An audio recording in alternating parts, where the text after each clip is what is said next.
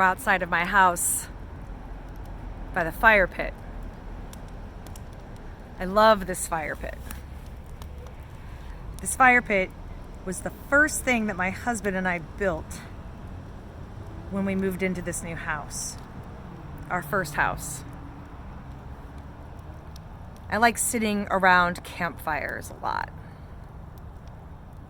It's one of my favorite places to contemplate. It is a privilege to get to spend time contemplating, thinking about the deep questions of existence. Why are we here? What is the meaning of life?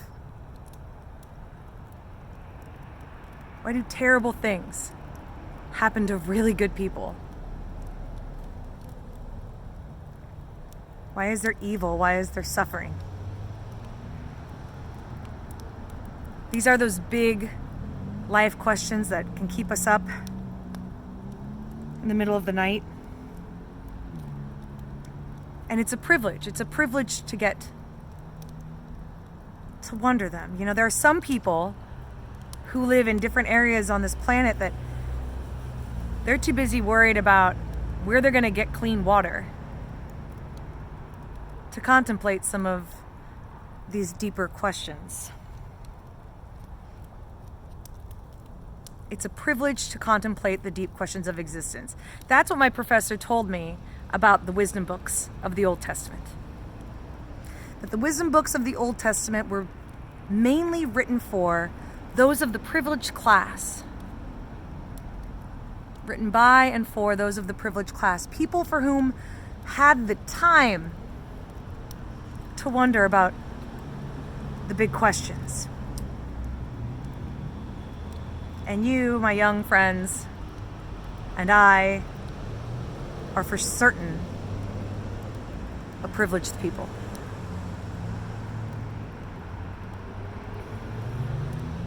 I have to admit, the wisdom poetry section of the Old Testament, it's my favorite section of the Old Testament.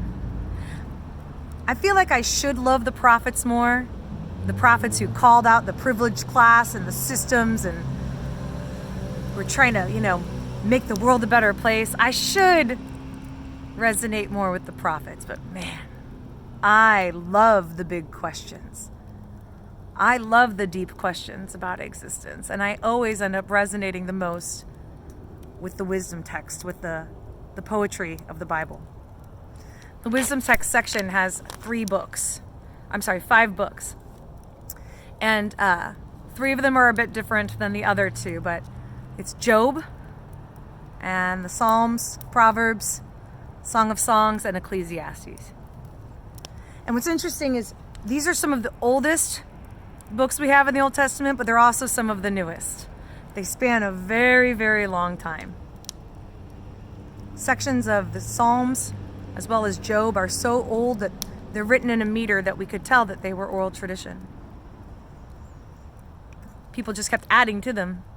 By the end of the book of Job, we have a different writing style, new language. The history of that book spans a long time. Job's a pretty great story. The purpose of the book of Job is to answer the question, why do bad things happen to good people?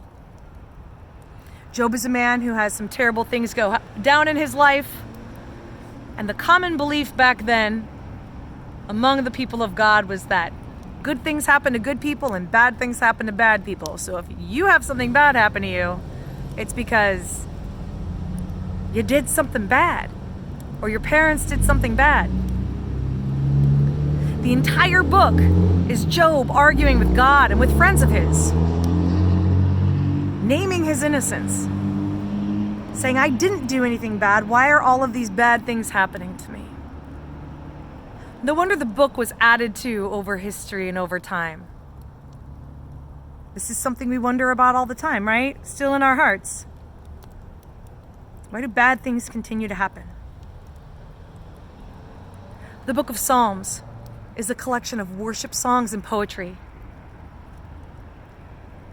Psalms and poems that resonate with our soul, with our longing for God, with our longing for an answer, for a Lord who comforts, for a Spirit who knows us. The longing of the human soul to reach out to God, to reach out to something bigger than ourselves. The Book of Proverbs is a collection of kind of just wisdom sayings. Where the people have no vision, where there is no vision, the people perish. That's the one I remember. My dad had that one hanging up in his office. Where there is no vision, the people perish. It's just a collection of, smart people do this and foolish people do this. Wise people do X, Y, and Z, and foolish people do X, Y, and Z. The Song of Songs. It is the most romantic book in the Bible. It's written from the perspective of some lovers. It's a beautiful, beautiful book, often read at weddings. It's really the only love songs, love poetry that we have in the whole Bible. And it's beautiful. My very favorite one is the Book of Ecclesiastes. And the Book of Ecclesiastes is sometimes attributed to Solomon because he was wise, but it was probably older than that and newer than that. And the Book of Ecclesiastes wants to know, what is the meaning of life? What is the meaning of life? Dang, it's a big question. And in the end, you know what the author comes up with?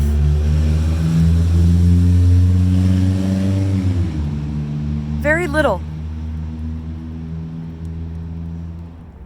That humans have this unhappy thing where we want to contemplate big questions and that we'll never know the answers to everything. And really the best we can do for ourselves is to find meaningful work and a few meaningful relationships and to worship our God and to eat good food and to drink good drink and to figure out how to be merry, because one day it's all gone.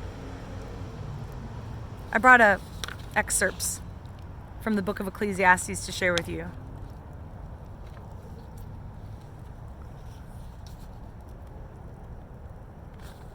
Here we go. Selected text from the Book of Ecclesiastes. Perfectly pointless, says the teacher. Perfectly pointless. Everything is pointless.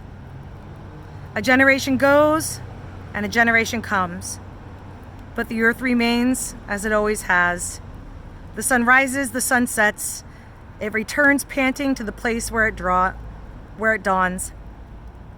The wind blows to the south, goes around to the north, around and around blows the wind. The wind returns to its rounds again.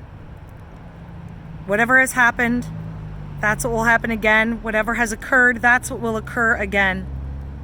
I am the teacher.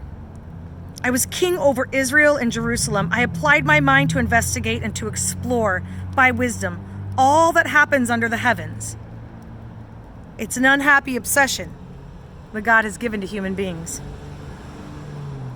When I observed all that happens under the sun, I realized that everything is pointless. It's like chasing after the wind. All go to the same place. All are from the dust. All return to the dust. So I perceive that there is nothing better for human beings but to enjoy what they do, because that's what they're allotted to in life. Who really is able to see what will happen in the future? It is better to go to a house in mourning than to go to a house party, because that is everyone's destiny and the living should take it to heart. So I commended enjoyment because there's nothing better for people to do under the sun but to eat, drink, and be glad. This is what will accompany them in their hard work during their lifetime that God gives them under the sun. Go, eat your food joyfully and drink your wine happily, because God has already accepted what you do. Let your garments always be white. Do not run short of oil for your head. Enjoy life with your dearly loved spouse all the days of your pointless life that God gives you under the sun. All the days of your pointless life, because that's your part to play in this life and in your hard work under the sun. Remember your Creator in your prime, before the days of trouble arrive, and those years with which you will say, I take no pleasure in these. Before the sun and the light grow dark, and the moon and the stars too. Before the clouds return after the rains, before the silver cord snaps and the gold bowl shatters, the jars broken at the spring and the wheel crushed at the pit. Before dust returns to the earth as it was before, and the life breath returns to God who gave it.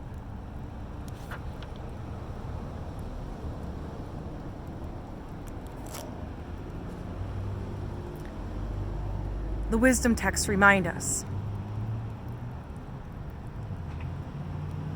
that we are not God, that life is filled with mystery, that we don't know why bad things happen. We've never been able to figure that out, but we've always wondered.